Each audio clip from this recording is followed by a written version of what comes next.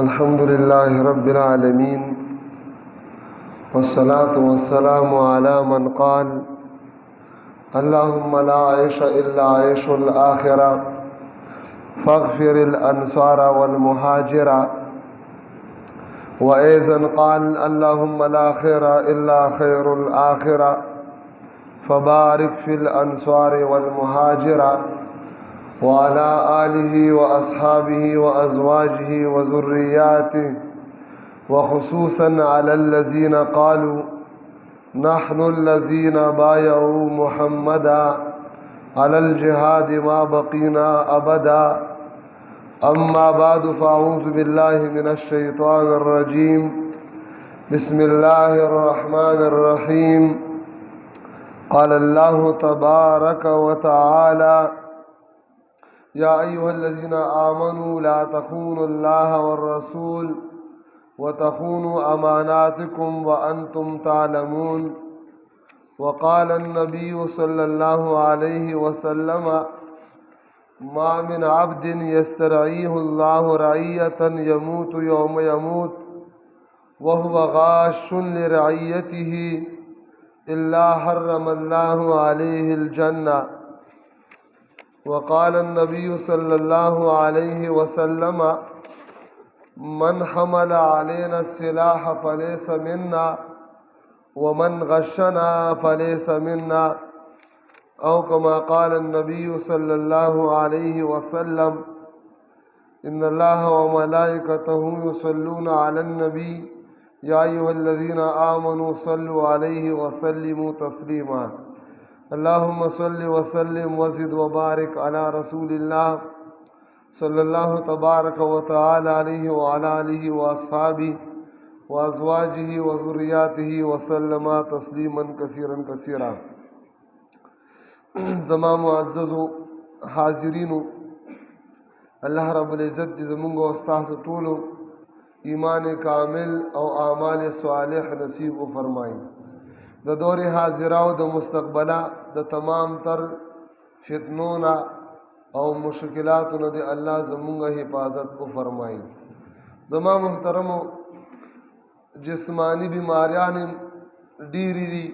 او روحانی بیماریان هم ډیری دي. څنګه چې جسم ته او بدن ته بیماری لګي دغه شان روح ته هم بیماری لګي. نو جسمانی بیماریان بلا شي دي، علاجونه په مختلفو طریقو سره خلق کوي. روحانی بیماری هم ډیری او داغي هم علاجونه کوي. شریعت او اسلام مونږ ته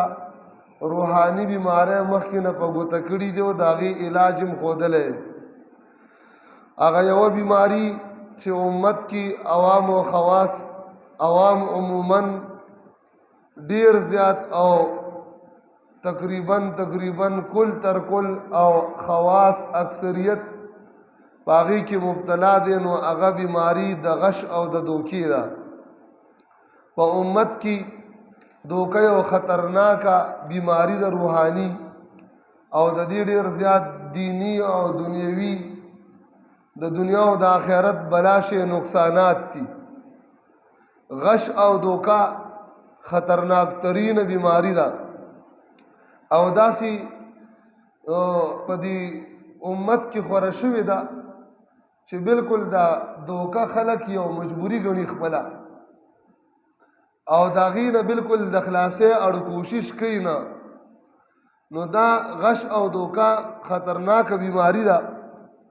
الله رب العزت دې زمونږ او ستاسو خصوصا او عموما د ټول امت مسلمت نه حفاظت وفرمایي. دومره خطرناکه بیماری ده چې نبی علیہ الصلوۃ والسلام مسلم شریف کی حدیث کی راضی نبی علیہ السلام فرمائی من حمل علینا السلاح فلیس منا ومن غشنا فلیس منا. حضور فرمائی چا چې زمونږ زمون خلاف اسلحه روچته کا د نبی علیہ السلام خلاف یا د مسلمان امیر المؤمنین خلاف، نبی علیہ السلام فرمائی فلیس منا، دا زمون امتی نه دی، دا زمون د ډلې نه دی نه. نو یو طرف ته دا عظیم جرم دی چې د نبی علیہ الصلوۃ والسلام یا د خلفای اربعه یا د هغې نه وروستو تر قیامت تر سبا پورې کوم امیر المؤمنین د مسلمانانو په شرعي طریقې سره د اسلامی قانون مطابق جوړ شي، نظام اسلامی وي، قانون اسلامی وي او بادشاہ مسلمان او امیر المؤمنین دی، شرعي طریقې سره د انتخاب شوی دی، نو د خلاف توره روچتول دا عظیم شان جرم دی، د خلاف اسلحه روچتول عظیم شان جرم دی. نبی علیہ السلام فرمایي دا زما امتی نه دی، دا د مسلمانانو د ډلې نه دی. نو دغه شان نبی علیہ السلام دی حدیث سره دویمه ټوکړه دا ده، من غشنا فلیس منا، چا چې مونږ ته دوکه راکړه دا هم زمونږ نه دی. نو ګوره فلیس منا فلیس منا، جرمونه هم دو دي او سزاګانې او وعیدات هم دو دي. یو جرم هغه د امیر المؤمنین خلاف اسلحه روچتول دي، بل جرم مسلمان ته معنوي دوکه ورکول دي، مسلمان ته دوکه ورکول دي. سزا د دواړو دا ده. نبی علیہ السلام فرمایي زما امتی نه دی، زما د ډلې نه دی، زما د لښکر نه دی. نو دلته کې علما لیکي چې ګوره سزا او وعید دواړه دا دي، سزا او وعید دواړه چې نبی علیہ السلام د دواړو جرمونو متعلق فرمایي زمانه نه دی، حالانکه یو قتل دی او بل قتل نه دی. نو په دې کې چې انسان په دې احادیثو کې سوچ وکړي، علماء کرامو ډیر مشابهتونه ذکر کړي، من جمله د هغې نه یو دام دی څنګه چې یو انسان د مسلمان خلاف د امیر المؤمنین خلاف توره راخلي، ټوپک راخلي او مسلمان وژني،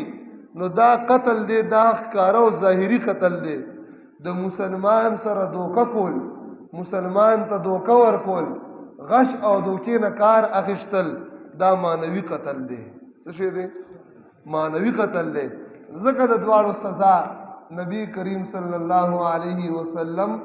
نو دا یو رنګ ذکر کړی دا چې فلیس منا، دا زمونږ امتی نه دی. زما محترمو دوکه په څو قسمه ده. اول نمبر دوکا، اول دوکا دا د رعی د خپل د رعیت سره ده، د حاکم وقت د خپلو محکومینو سره او د خپل رعایا سره ده. دغه شانتي د یو قائد او د یو رهنما، د یو راهنما او د یو لیډر او د یو امیر د خپلو ورکرانو د خپلو مامورینو سره ده، د یو رئیس د خپلو مرؤوسیینو سره ده، او د یو کور د مشر د خپلو د کشرانو سره ده. یعنی اول ترینه دوکه غټه دوکه غش او دوکه دا ده چې یو بادشاه حکمرانانی وقت چې هغه د بادشاه او د وزیر اعظم او د رئیس الوزراء او د خلیفۃ الوقت نواله تر اخیره کمزور ترین عہدی پوری چې زمونږ په دې اصطلاح کې کلاس 4 پورې ولې نه ده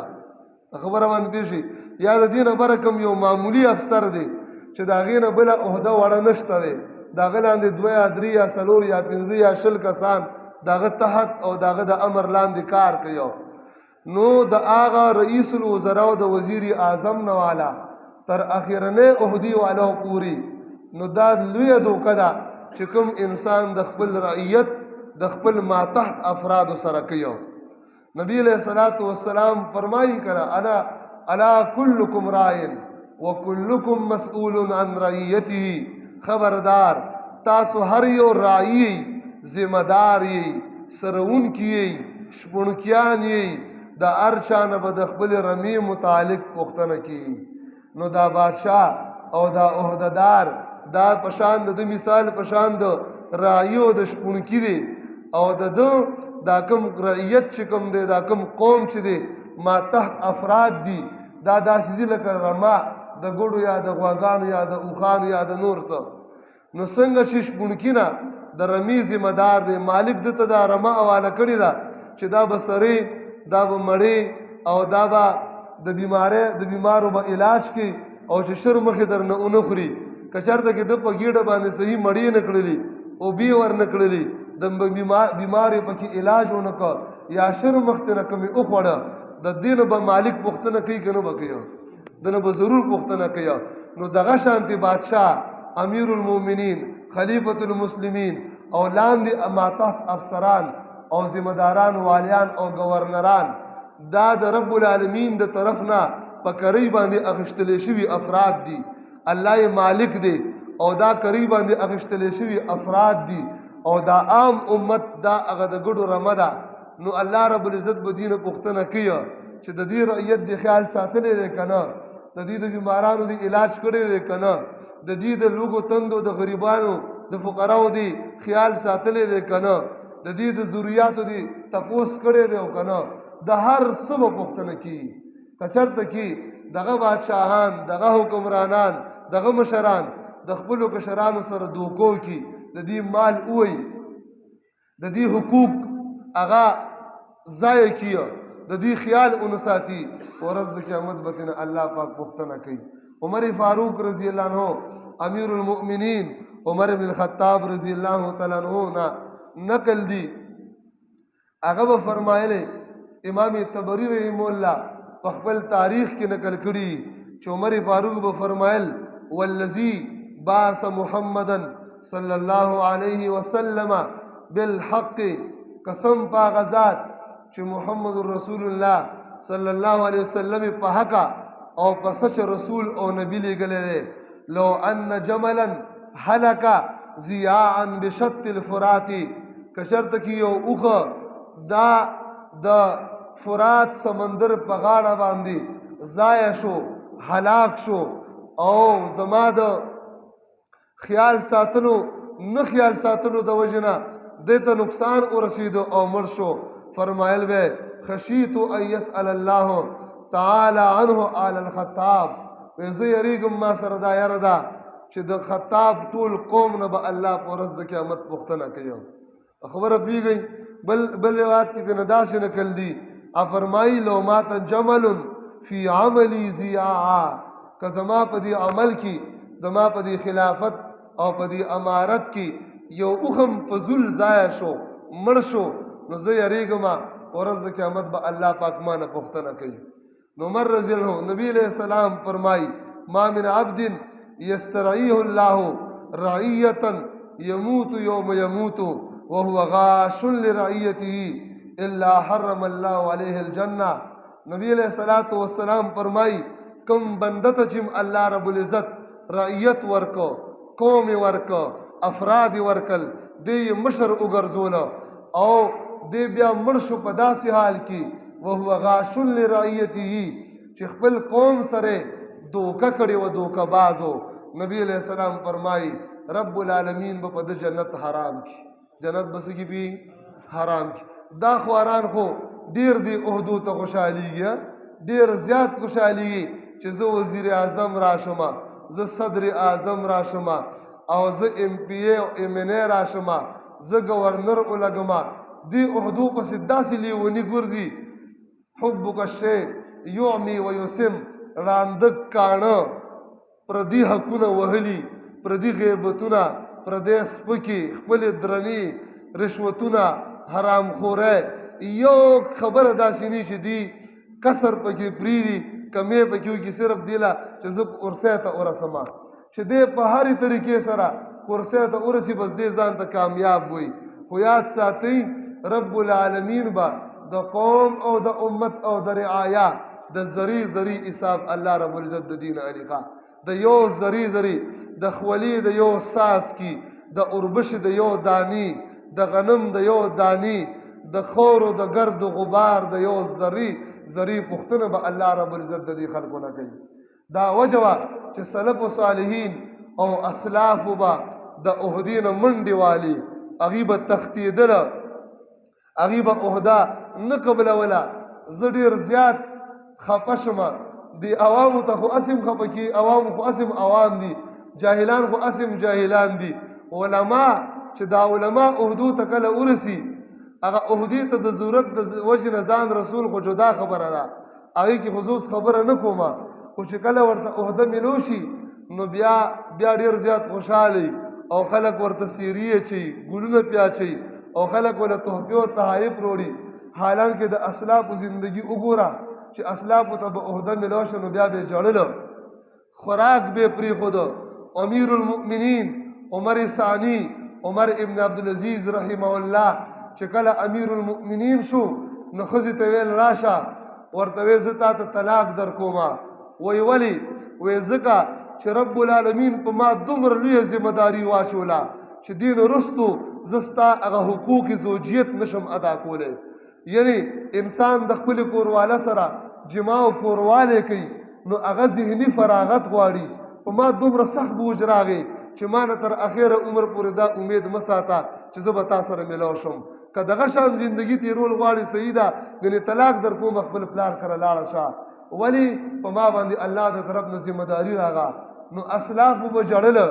هغوی به خفه کېدله، هغوی به د عهدو نه تښتېدله او زه خوشحالېږم ولې زه حضرت یم، زه به ډېر زیات امانتدار. ما ته ټول خلک نو خیانتدار ښکاري او د ټول نه غټ امانتدار راته صرف ځان ښکاري. ځکه په دې باندې خلکو نه تحفې هم قبلومه، خوشحالم یمه. الله اکبر کبیره. الله رب العزت دې زموږ او ستاسو د ایمان او د اعمالو حفاظت فرمایي. هغه د الله رب العزت نه خوف، یره، خشیت، للهیت، آخرت هغه نشته دی. ځکه دې حد ته مونږ ورسېدو. نو نبی علیہ السلام فرمایي چاته چې الله قوم ورکړه، رعایه ورکړله او ده ته داسې حال کې مرګ راغی چې ده د خپل قوم سره دوکه کړې وه. نبی علیہ السلام فرمایي الا حرم الله علیه الجنه. مسلم روایت ته، صحیح روایت ته، الله په ده باندې جنت حرام وګرځي. حرام. تاسو نه پوښتنه کومه، ستاسو د معمولی افسر نه والا تر صدر پورې، تر وزیر اعظم پورې، تر وسپینه والا، تر هغه ډي ای جي او تر لوی افسره پورې، د عام فوجي نه والا او تر هغه گورنره پورې دا ټول دوکهباز نه دي؟ وایه که نه؟ نه دي. الا ماشاء الله که کوم پکې نه وي الله دې توفیق نور هم ورکړي موږ هغه نه یادو. خو دا به چېرته کې نو په لکونو کې یو کس وینو. نبي علیه الصلاة والسلام د قیامت په علاماتو کې یو دا نښه ښودلې وه، وایي دا امانت به الله رب العزت د امت د سینو نه اوچت کړي. بیا به خلک وایي هغه فلاني کلي کې لرې یو امانتدار مسلمان شته، هغه فلاني کلي کې ډېر لرې یو امانتدار مسلمان شته. امانت به الله رب العزت د امت د سینو نه اوچت کړي. امانتداري کومه ده؟ ټوله دوکه ده، فریب دی او دغه بازي ده. د امت مال، د امت ویني سکل دي، ځان دی عهدو ته رسول، خپل جیدادونه زیاتول، بینک بیلنس زیاتول او امت مسلمه ویني سکل. الله رب العزت دې مونږ او تاسو د دې ټولو نه حفاظت وفرمایي. نو اول نمبر غش او دوکا دا د حکمرانانو وخت د خپل رعایا سره ده. د هر مشر د خپل کشر سره ده. د هر مشر د خپل کشر سره ده. خدای دې دا مشر د کور په سطح دی، که د محلې په سطح دی، که د کلي په سطح دی، که د علاقې او د ضلعې په سطح دی. تاسو لږ د خپل غیر چاپېره دی چاپېرچل کې د خپل ملک اول نظر واچوئ چې کوم سړی مشر جوړ شوی دی. تاسو دغه محل او بنگلې ته هم وګورئ او د رعایا کور ته هم وګورئ. تاسو دغه ګاډي ته هم وګورئ او د رعایا سورلی ته هم وګورئ. تاسو دغه خوراک ته هم وګورئ. او مدینه منوره کې قحط سالي راغله، عمر فاروق رضی الله په ځان باندې غوړي بند کړه. غوړي بند کړل، وایي څو پورې شي زما یو عام رعایا خوراک نه کوي د غوړو، نو هغې پورې به امیر المؤمنین څنګه خوراک کوي؟ دا کیدی نشي چې امیر المؤمنین د غوړي خوري، غوښه دې خوري او رعایا ته د تش خوراک نه ملاویږي. دا نشي کېدلی. نو اصل حکمرانان او مشران دغه او دغه شان مشران هغه نو په اسلامی امارت، په خلافت او اسلامی نظام کې راځي. الله رب العزت د اسلامی نظام باندې مونږ برخمن وګرځي. نو اول نمبر دا دی. دویم نمبر محترمو، دویم نمبر غش او دوکا. هغه غش دی په تجارت کې، په کاروبار کې. اول دوکباز خو دغه او ټولو سره زمونږ مخه ده، په ټولو وړي دي. الله دې خیر کوي. تاسو اوس ګورئ، زه درته وایم. دویم نمبر غش او دوکا هغه په تجارت کې ده، په بیع او په شرا کې ده، اخیستلو او خرڅولو کې ده، دکاندارۍ کې ده. تاسو خپله سوچ وکړئ، د یو ریړۍ والا نه چې هغه پیاز او ټماټر خرڅوي او هغه فروټ خرڅیو او هغه اوشه سودا خرڅیو تر اعلی سطح تجارت پورې دوکه‌بازي شته که نشته فراډونه شته که نشته نبی کریم صلی الله علیه وسلم بازار کې ګرځېده او حال احوال د بازار او د تاجرانو اغشتل داسې په یو کس باندې تیر شو غنم یې خرڅوله نو د غنمو ډیرې لګېدلی بره اوچ غنم دی اوچه نبی کریم صلی الله علیه وسلم د غنمو دی ډیري کې داسې لاس ور دننه که او د منځ نه غنم روویستل چې منځ نه غنم روویستل نو هغه لامده شوي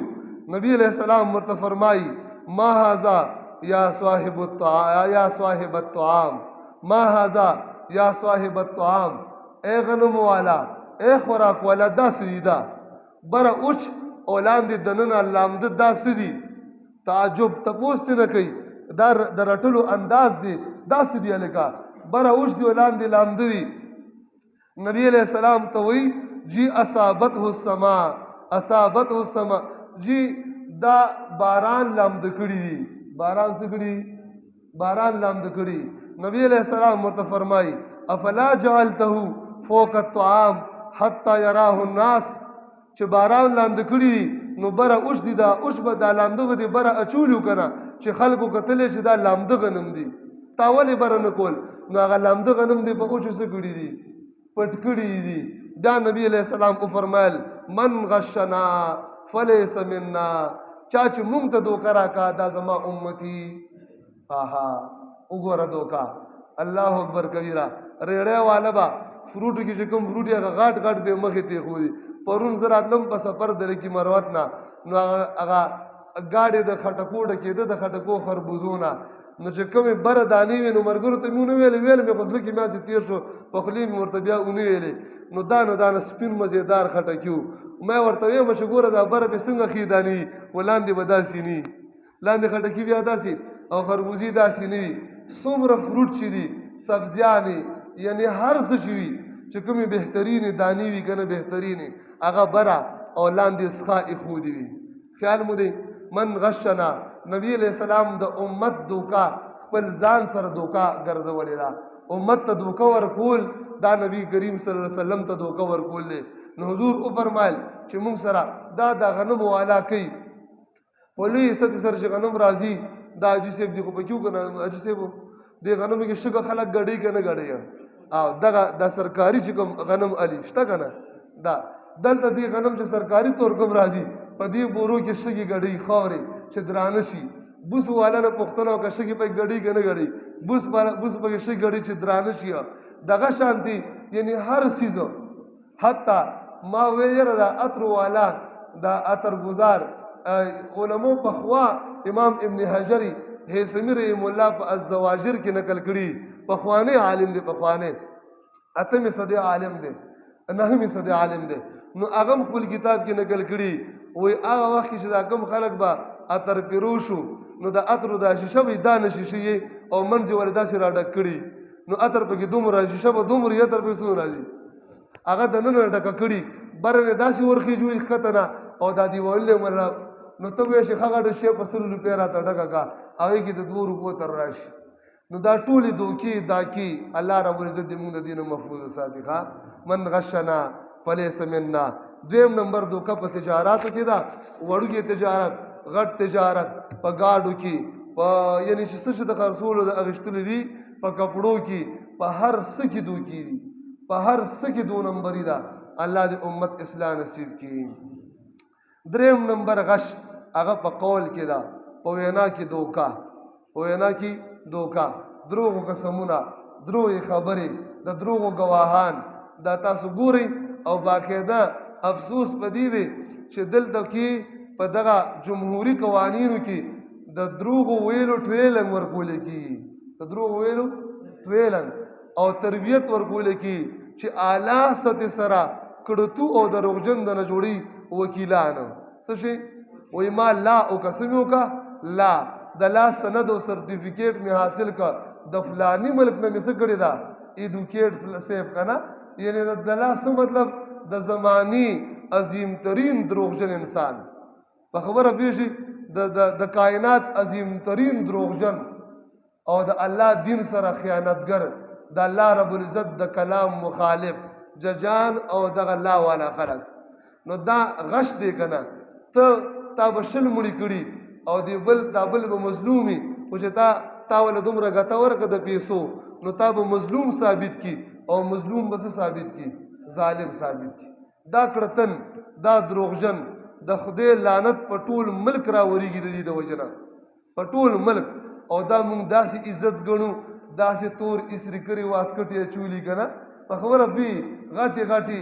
او چې د انګریز بچې پکې ښکاري، ټی به هم کړي، پنسي به هم په هغه دغه نه وتي چې ډېر عزتمن سړی ما. د کائنات عظیم لعنت په دې انسان راوړي، عظیم. خو مونږ ته پکې عزت ښکاري، ولې زمونږه د روحانیت سترګې ختمې شوي دي، د مادیت او د دنیا سترګې مې غړېدلې دي. الله دې مونږ د دې نه محفوظ وساتي. څلورم نمبر محترمو، هغه غش او دوکه په صحبت او صداقت او ملګرتیا کې ده. دا هم دوکه ده چې انسان په ظاهره یو شان او باطن کې بل شان، او ملګرو ته او دوستانو ته په دوستۍ کې دوکه ورکول. نو په دې کې به ډېر زیات خیال ساتي، ډېر زیات خیال وساتي. د ملګرتیا نبی علیہ السلام فرمایي المرء علی دین خلیله، انسان د خپل دوست په دین باندې وي. چې دوست دې څنګه پوډري ته به هم څه پوډري، که دوست دې دوکه بازو ته هم دوکه بازې، که دوست دې مجاهدو ته به هم څه مجاهد، او که دوست دې تبلیغو ته به هم تبلیغي. نو چا سره چې کښېني نو هغه اثر به در باندې کي. نو حضور فرمایي فلینظر من یخاللو، فلینظر من یخاللو، چې تاسو یې کوم کس ځان له دوست جوړي نو مخکې وګوره چې دا سړی څنګه دی. که هغه څنګه ته به داسې نه وې چې یاره ګرې زه ښه سړی یم بس دې بد وي که نه، هغه اثر به در باندې خامخا کېږي. نو صداقت او دوستانه د نبی علیہ السلام ابو عقبه بن ابي معيط نبی علیہ السلام ته دعوت وکړ. نبی علیہ السلام وفرمایل زه دعوت نه قبلومه څو پورې چې کلمه د توحید او د رسالت نه ویلي. وایي ښځه راشه زه کلمه ویم، کلمې وویله. د هغه دوستو امیه ابن خلف، نو هغه چې خبر شو چې عقبه بن ابي معيط خو نبی علیہ السلام غوښتې او کلمه ویلې ده، راغی وي زه خبر شوم تا داسې کار کړی. وایي تر هغې پورې زما ستا وجهي من وجهک حرام، زما او ستا مخ لیدل په یو بل باندې حرام دي. څو پورې چې د دین نه انکار دي نه کړی او ده ته دې په مخ باندې دوکاڼې نه توکلي. نو دغه ظالم راغی د هغه دوستانې د وجه نه د نبي کریم صلی الله علیه وسلم د پیغمبرۍ نه انکار وکړو، خپل کوشش وکړو په نبي علیہ السلام طرف ته دوکاڼې ورتو کړي. نو هغه دوستانې تباه و برباد کړ. الله رب العزت فرمایي ورځ د قیامت به دغه ظالم په خپلو لاسونو چپونه لګوي او بیا به کاش چې ما رسول صلی الله علیه وسلم سره دوستانه کړی وی او دغه کافر سره مې دوستانه نه وی کړی. نو دې کې دوستانه کې به غش ډېر خلک دې په دوستانه کې دوکه کړي، ځان درته دوست کې یو وي منافق. الله دې داسې منافقینو نه موږ محفوظ وساتي. پنځم نمبر غش او دوکه په علم کې ده. څه شی ده؟ علما فرمایي وهو من اخطر اشکال الغش وابلغها اثرا وجزرا. فرمایي په علم کې دوکه دا خطرناک ترینه دوکه ده. په علم کې دوکه خطرناک ترینه دوکه ده. خطرناکه دوکه په علم کې ده. په علم باندې عمل نه کول دا دوکه ده. د علم په جامه کې امت مسلمه ته دوکه ورکول دا خطرناکه دوکه ده. د علم په لباس کې د امت مال وهلو، د امت هغه چې کوم جیداد دی د هغې کومه جمع ده هغه خپل ګېډې ته راوړل او په علمي انداز کې امت ته دوکه ورکول. الله دې د داسې غاشانو نه مونږ ته حفاظت نصیب وفرمایي. نو زموږ معاشره کې چې ګوري 5 قسمه دوکه ما بیان کا. د حکمرانانو وقت دوکه په اعلی سطح سره موجود ده. د اخیستلو خرڅولو والا دوکه په اعلی سطح سره موجود ده. غش فی القول وینا والا دوکه موجود ده. د دوستانی والا دوکه موجود ده. او علم کې دوکه هم څه ده؟ تاسو ګورئ د علم په صورت کې دا مداریان صحیح ده. امت مسلمه امام ابن کثیر رحمه الله خپل تفسیر کې لیکلی دي امت مسلمه درې قسمه خلق که نیکانو امت به هم ښه وي، که 3 قسمه خلق غداران شو امت به هم بربادي. ځکه چې امت دا 3 قسمه خلکو پسې ځي. اول نمبر حکمرانان، دویم نمبر مالداران او دریم نمبر علما. تاسو خیال کړی دی یا به ګوره خلک حکمرانانو پسې رواني تاسو امت وګورئ ډېر خلک هغې سره کار دی او یا به امت مسلمه روان وي مالدارانو پسې اجري به صفا کوي او هغې پسې به زنده‌باد او مرباباد نارې ویو او دریم قسم خلک هغه تابع وي د علماو د پیرانو خیال مو دی نو که دا درې طبقې سوي امام ابن مبارک فرمایي هل افسد الدین الا الملوک و احبار سوء و رهبانها دین ته چې نقصان رسولی دی بادشاهانو رسولی دی علماء سو رسولی دی او پیران سو پوهېږي په خبره دو نمبر علماو او دو نمبر پیرانو او فاسقانو فاجرانو د کفر ټټوانو غلامانو بادشاهانو نه پوهېږي په خبره ښه جي الله دې موږ ټول پوهېږي ښه نو حکمرانان خو تاسو ته ښه معلوم دي او خانان او سرداران هم چې ګوري کم ځای کې سردار یو خان او مالدار نو بېدینه الا ماشاء الله او علما تاسو ګورئ یو بازار یو رواج لګېدلی مداریان یې د ځان نه جوړ کړي وروره په یو بیان باندې 40,050 روپۍ اخله او امت مسلمه ته دین مخایا حق پټوه دا غش او دوکه ده ښه دا امت سره دوکه ده دا د علم سره دوکه ده د علم سره غش او دوکه ده چې علم درته رب العالمین څه ناڅه درکړه الله در باندې فضل وکړ نو د علم په رڼا به امت مسلمه د جهل د تیرونو روباسي دې ته به علم صفا صفا هغه حق خبرې او حق دین به ورته رسې ډېر خلک مونږ ته وایي قسم بالله خپل هم وایي پردي هم وایي خو زمونږ ملګرو ته وایي چې مونږ مجبوره کړي یو دا کوم دو درې ټکي راته الله پاک راښودلي دي د دې نه مجبوره یو دا څه چې بیانو نو بس که دا بیان نه کړو غر کېږو په خبره پوهېږي یا به ځان بچ کې یا به ایمان بچ کې دواړه په نن سبا وخت کې مشکله دي چې تم محفوظ او ایمان دې کامل داسې نه کېږي یا به ستا ځان ته نقصان رسي ذات ته او یا به د ایمان ته نقصان رسي مونږ وایي زموږ ذات ته دې نقصان ورسي خو الله مو د ایمان محفوظ کړي ښه ایمان قیمتي دی جسم دومره قیمتي نه دی خیر دی جسم بیا به الله پاک آخرت کې بیا راکړي انشاءالله ځواني هم راکړي نعمتونه هم راکړي هر څه به راکړي انشاءالله خو ایمان که لاړه ایمان بیا نه راځي که نه ایمان غونته عظیمه سرمایه بیا نشته نو دا علما ټول نه یادوم ښه هغه علما چې نن سبا کم مداریان راوتي دي څوک به تقریرونو کې صرف کنځلې کوي څه به کوي کنځلې به کوي بل څه به ني پوچه خوله د خلکو ښځې او مورانې کنځل دا رامي بچي او د زفلاني بچي څوک به دا کنځلې کوي او څوک به اکټراني څه وایي د عالم په شکر کې اکټران ډرامه باز تاسو پیژنئ په دې موبایل کې خو به ګورئ که نه ضرور چې زه د ټولو نومونه والم ښه خو دومره ده چې تاسو ته نه خبرومه د دې مداریانو نو د دې اکټرانو نه په خبره دوی مخکې به درته وایي هلکه اول به 40,000 روپۍ راواستې او بیا به بیان له درځم اول به 1,500 روپۍ را څه به کې اکاونټونه یې ماشاءالله جوړ کړی پوهېږي اکاونټ ته چې منتقل شي هلته میسج راشي چې ستا اکاونټ ته 40,000 ریسیوټ 35,000 ریسیوټ بیا در روانېږي بیان له مونږ دا نه وایو د عالم هغه خلکو دومره حق دی چې دومره پیسې ورکړي چې د د ګاډي تیله مو شي او د د لارې خرچ مو شي په ګاډي خرچه هم کوي 10,000 15,000 علاقې ته به ګوري خیر دی چې نږدې ځای د 2,000 3,000 15,000 هغې مونږ نه کوو هغې ځان وقف کړی دی خو چې دا شرط یې لګولې چې څلوېښت هلته ما ته تېر ورځ یو ملګري میسج وکړ و یو عالم ته مې مشهور عالم دی چې مونږ ته راشه بیان ته هلته ورغزو ته وایي اول یې ویل چې 40,000 راولېږه څومره 40 خو ورغزو ته چې غټ ګاډی تیل لګي خو 10,000 به ولګي که نه سمه ده دا 10,000 ستا خرچه 60,000 خیر دی ورکړه نو 40,000 په دې 20,000 به ته د کومه زیاته ولې دا شرطونه لګي ته ذمه دار نه امت ته به دین نه رسېږي نو داسې مداریان څوک به شاهین ختم نبوت څوک به جناب سوي شیخ الاسلام څوک به رورا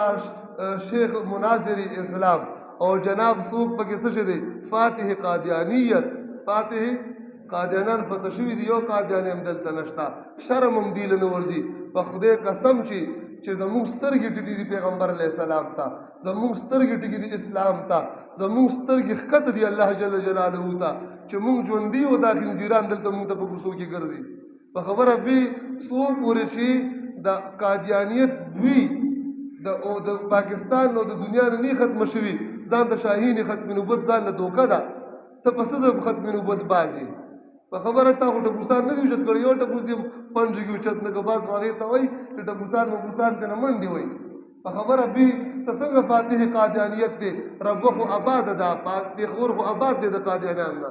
شرم پکار دی دې خلکو له او الله دې مونږ ته هم عقل نصیب کړي چې به دې مداریان نه ځان وساتو مونږ هم ورته ډېر خوشحالېږو ولې وخاندو که نه مونږ تاسو خو د جومات نه حجره جوړه شي ښه ډېر وخاندو مزه راکړي مسلمانان خو په دې نه خوشحالېږي چې ته ورته سود مه کوه کفري نظام کې حصه مه اخله د کفر مدد مه کوه ګیره دې نشته ګیره پرېږده په دې خو مسلمان خفه کېږي خو چې وي خندې به ډېر زیات خوشحاله شي و یاره ډېر ښکلی مولا و هلکه څه ویلې واعظ او نصیحت خو دې ته وایي حضرت امام جرجاني رحمه الله د واعظ او نصیحت ټول کتابونه راواله چې واعظ او نصیحت تعریف علماء څه کړی په تعریفات کې امام جرجاني تعریف د واعظ دا کړی التي تلين القلوب القاسیه واعظ دې ته وایي چې سخت زړونه ورسره نرم شي سخت زړونه نرم شي وتدمع العيون الجامده او هغه خشکې او اوچ سترګې وبهیي خیال دې او فرمایي وتصلح الاعمال الفاسده چې عمل فاسد هغه اصلاح کی عمل فاسد واس چې دا درې خبرې پکې ښه چې سترګو نه دې اوښکې وبهیږي زړه دې نرم شي او د اعمال فاسدو اصلاح کی دنیا نه دې زړه تور شي آخرت ته دې رغبت پیدا شي دا بیان هم دی دا واعظ هم دی دا دعوت هم دی او چې دا واعظ ته دلته کې واس کې چې وینو ښځې دې نه کتې او چې واس کې درته کله علیشه یادېږي او کله بله نو ته وایې چې دا علیشه خو ګورو ګوګل لی ورکړي د هغه د وجې نه ته علیشه تصویر دې وکتو نو دا واس دی ستا عمل خو سم عمل هم فاسد شو په خبره باندې پوهېږئ نو الله رب العزت دې د علم د غش نه او د دوکې نه مونږ محفوظ وساتي ښه او نو علم سره ډېره غټه دوکه روانه ده قسم بالله ډېر لوی لوی خلک په نامه باندې چې کوم غټ ملا ورته تاسو وایي که نه غټ ملا خو مونږ هغې ته الله اکبر کبیره نو هغې د دین سره دوکه د علم سره دوکه د وخت او د حال د تقاضي مطابق مونږ ته دین چا بیان کړی دی د خیرات او د زکات نه او د حج او د مونځ نه مونږ نه خوځو هغه دین بیانو چې هغې کې ما ته نقصان نه وي که ما ته پکې نقصان راځي بیا هغه دین سره زمونږ کار نه ولې دا به څوک بیانوي دا د دې علماو ذمهداري نه ده نو داسې مداریان جلسو له مه راولئ محتممان نه هم الله پوښتنه ورکوي چې داسې مداري دې راوسته 40 زره درنه واخېستې دا خو د امت چنده ده ستا د پلار د کوره خو نه دي راغلي که نه ولې دومره خرچې کې په ضروریات کې داسې مداریان راولي او صرف دې دپاره چې بس خلک ډېر راشي او زما مدرسه کامیابه شي د خدای بندګانو الله رب العزت دې موږ ته د عمل توفیق نصیب کړي د غش او د دوکې ډېر اسباب دي علماء ذکر کړي ناوخته شو زه به دا یو ترې نه وویم یو دا دی چې انسان دوکه کوي دا غټه وجه دا ده که هغه هر قسمه دوکه ده د ده زړه کې د الله پاک خوف او یره نشته ده ته د الله رب العزت استحضار نشته الله حاضر ناظر نه ګڼي دغه وخت کې ځکه دې دوکه کوي ښه دې دوکه کوي دوکه باز عمر فاروق رضی الله تعالی عنہ علماء ابو سلمہ نقل کړي امیر المؤمنین رضی الله عنه مدینه منوره کې گشت کوي د شپې گشت کوي د یو کور نه आवाज راځي غوږی کېښودو مور لور ته وایي قومي الى هذا اللبن دې پیو ته ورپاسه فمزقیه بالماء دې پیو کې لږې اوبه ګډې کا ورته وایي دې پیو کې لږې اوبه ګډې کا نو هغه لور ورته وایي چې نه پیو کې څنګه اوبه ګډې کړمه دې نه خو عمر فاروق رضی الله تعالی عنہ امیر المؤمنین منع فرمایلی ده نو هغه مور ورته څه وایي د هغې په دغه وخت کې استحضار نو او غافله وه ورته وایي ورته فرمایي چې وما یدري عمر نو عمر ته څه پته ده چې دلته مونږ په پیل کې اوبه واچو عمر ته څه پته ده نو هغه لور ورته جواب ورکړ ورته فرمایي ان لم یدري عمر نو فرب عمر یدري که عمر ته پته نشته ده د عمر رب خو پته شته که نه خبره پوهېږئ د عمر رب ته معلومات شته نو که الله رب العزت نه بغیر په پټه باندې مونږه یو کار کوو یو دوکه کوو که هغه هر قسمه دوکه ده که علم کې ده که حکمرانان یې ورکوي که په وینا کې ده که په اخیستلو خرڅولو کې ده نو چې کله ته مسلمان ته دیسي شی ورکې او دوکه کوي دغه وخت کې وایي چې الله راته ګوري الله به څونه خفه کېږي چې زه د الله بنده ته دوکه ورکوم نو که چېرته کې مونږ او تاسو ته دغه بندګان دې ته دا حالات نه دي معلوم چې دې ما ته دوکه راکوي نو د بندګانو رب ته خو پته شته که نه الله رب العزت دې مونږ او تاسو ټولو ته د عمل توفیق نصیب کړي د هر قسمه دوکبازو افرادو نه الله مون محفوظ وساتي الله زموږ د اعمال فاسدو اصلاح نصیب کی واخر دعوانا ان الحمد لله رب العالمين اللهم ان ذكرك وشكرك وحسن عبادتك اللهم انا نعتم وسكرك اللهم ربنا اتنا في الدنيا حسنه في الاخره حسنه وقنا عذاب النار وادخلنا الجنه مع الابرار يا عزيز الغفار برحمتك يا ارحم الراحمين وصلى الله تبارك وتعالى على النبي